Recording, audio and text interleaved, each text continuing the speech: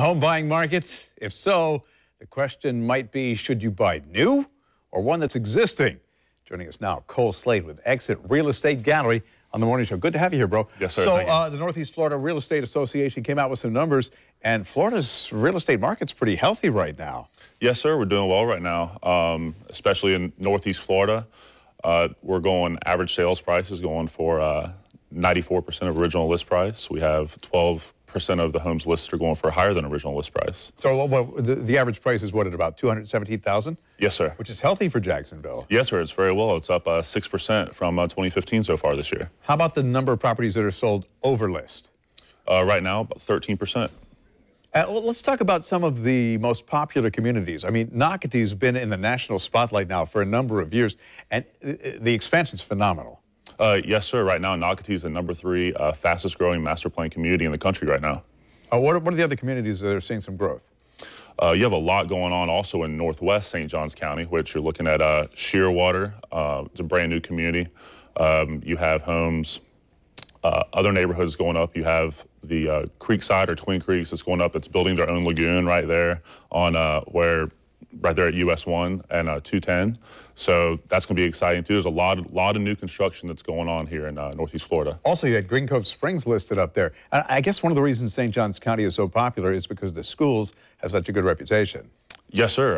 Again, they're #1 school district in the state. Again, it's been like a decade or something like that. And then you brought up Green Cove Springs, and if I remember correctly, Clay County is, I believe, the #18 school district in the state right now. All right. One of the questions you have to ask when you're buying, do you buy an existing home or new? And people think, okay, if I buy new, the cost differential is something that I can't deal with. But that's not necessarily true. You know, a lot of times people put a little too much weight on what the purchase price is. You know, you got to figure if something's $20,000 to do something brand new, per cost per month, I mean, you're only looking at $80 to $100. Now, if you're doing something brand new, you're picking the lot, you're picking the floor plan, you're building your dream home versus buying someone else's dream, someone else's issues. And you may plow some of that money back into making that existing home what you want anyway.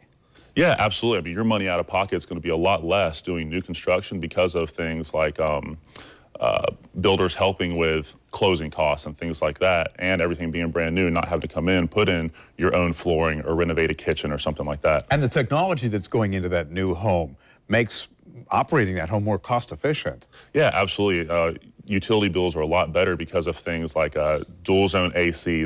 They have the Nest that's out now that actually acclimates to the homeowner of, the time frame that they want their home to be different temperatures and things like that. It's really cool what they're doing right now. Automation is really big. And then there's the issue of safety.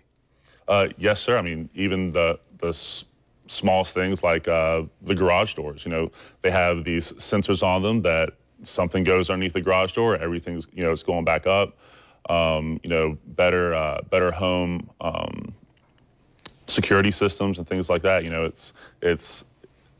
I just believe that's where the best investment is right now. And then if you ever buy a new car, it's got that new car smell. So when you buy a new house, it's brand new, so it's got the same thing going for it. There's something about being in a place that nobody's ever lived in before. Absolutely. Yeah, or anybody's pet has soiled.